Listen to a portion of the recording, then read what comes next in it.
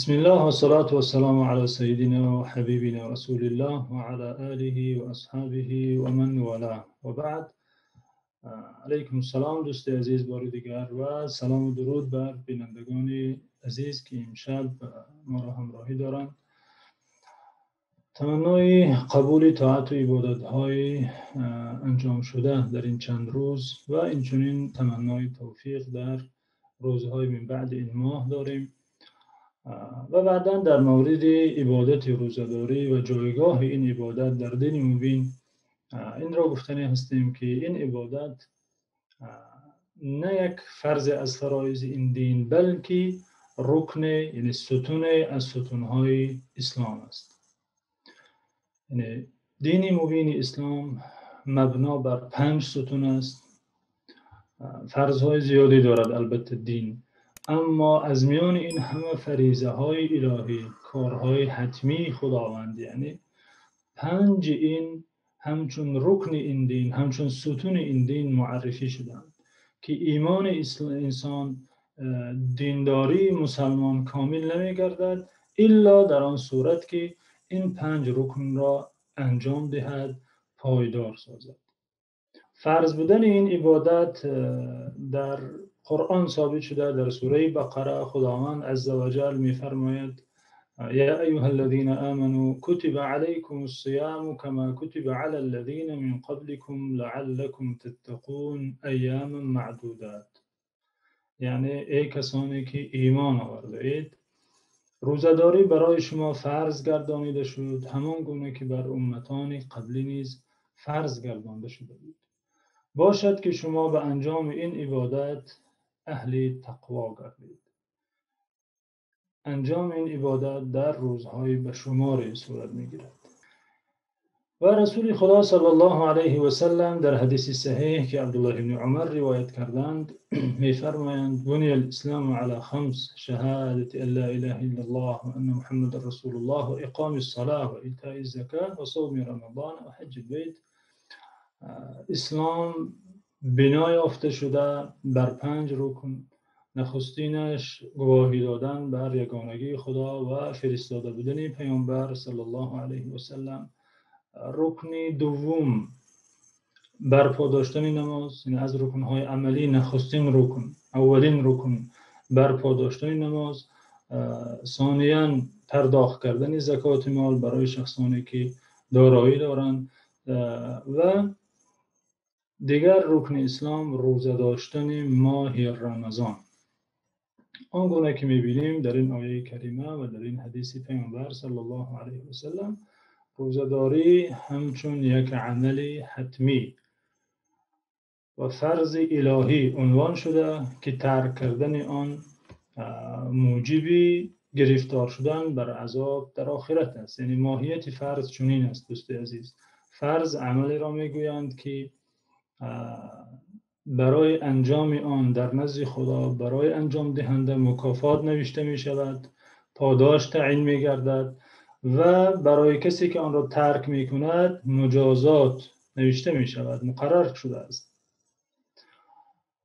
بله، در این ندای الهی نکته دیگر است که این قابل توجه است، جا دارد که دقت کرده شود. خداوند فرض گردانیدن این عبادت را با این ندای ربانی، با این ندای زیبای آسمانی شروع کرده: یا ایها الذین آمنوا، ای کسانی که ایمان آورده اید. یعنی این صفت که نصیب عده بندگان خدا گشته، به این نعمتی عزیزترین نعمت ایمان مشرف گشته اند، خداوند به این صفت آنها را ندا می کند تا برای اجرا نمودن امری که بعد این ندا می آید باعث گردد.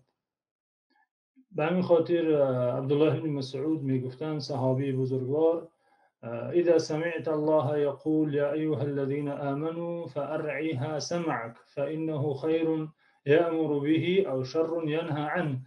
هرگاه شنیدی که خداوند یا ایها الذین آمنوا میگوید، ندا میکند ای کسانی که ایمان آورده اید، دقت نما، توجه نما، زیرا آنجا یا نیکی است، کار خیری است که خداوند به آن تو را امر میکند، یا کار بدی است که از آن کار بد تو را باز می‌دارد. یعنی جا دارد، سزاوار است که متوجه شوی که خداوند بعد این ندا تو را چی میگوید.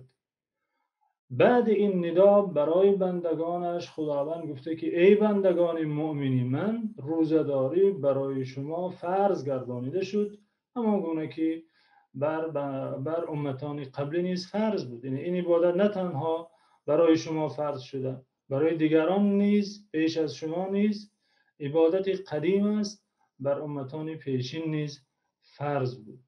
این از جایگاه این عبادت بزرگ و پراجر در دین مبین که در سال دوم هجری فرض گردانیده شده و پیامبر صلی الله علیه و سلم با مسلمانان با یاران خویش 9 رمضان روزه گرفتند.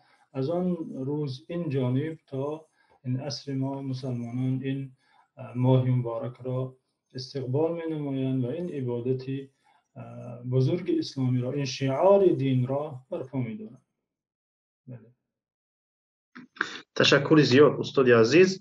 استاد عزیز، اینجا شما نکته را ذکر کردید، همچنان که در آیت قرآن آمده که این روزه نه تنها برای امت محمد فرض شده بلکه با امت‌های قبلی هم فرض شده بود. اطراف این نکته کمی توضیح میدادید. یعنی این نکته واقعا نکته جالب است. خداوند میگوید برای شما فرض گردانیده شد ای امتی آخرین، همان گونه که بر امتان قبلی نیز فرض بود. از جهت این میتوان گفت که تسلیه است برای مؤمنان، برای امت آخر که برای شما وزنین نفراید این عبادت. در نگاه شما، در نظر شما عبادت دشوار ننماید، چون که همه بشریت، همه بندگان مؤمن امرامن از آغاز این دنیا امر میکردن به این عبادت. عبادت است که با وجود بشریت موجودیت پیدا کرده بود. هر امت قبلی را نیز به این عبادت امر کردن. یعنی تسلیه است که همه به این عبادت امر شده، ما نیز از جمله به این خاطر یعنی باید روزه داریم و باید آن را وزنین نپنداریم. تسلیه است از جهت دیگر یعنی تشویق و فراخواندن بر این است که این عبادت را این امت آخر به شکل بهتر و احسن انجام دهد، چون که امت آخرین همانگونه که در آیه های دیگری قرآن آمده، خداوند این امت را امت بهترین معرفی کرده. کنتم خیر امت اخرجت للناس.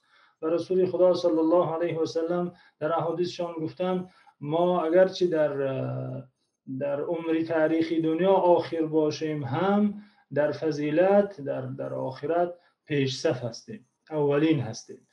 بنابراین این اشاره یا این گفته قرآنی باید باعث شود که انسان این عبادت را بهتر از آن نوعی که امتان قبلی انجام میدادند انجام دهد. چرا؟ چون که او بهتر از امتهای قبلی بوده. پس ضمناً خداوند به ما اشاره کرده ایستاده است که روزه‌داری شما ای امتی بهترین باید از روزه‌داری امتان قبلی بهتر باشد. این چنین نکته دیگری وجود دارد در این گفته که ای امتی آخرین، دانید که کوتاهی در این عبادت و نادیده گرفتن این فرض در زشتر از عبادات است که فقط برای شما فرض گردانیده شده بود. یعنی هست عبادتی که تنها برای این امت فرض شده، در امتهای قبلی نبود. اما یک عبادتی که چنان منفعتش بزرگ است، چنان اهمیتش بلند است که خداوند از آغاز انسانیت همه بندگان مؤمنش را به آن امر می کند. انسان وقتی که در این عبادت کوتاهی می کند، البته این کوتاهیش، این تقصیرش در مقابل امر خدا زشتر است و قبیحتر است و نشاید که تقصیر کند. یعنی بله. تشکر زیاد استاد.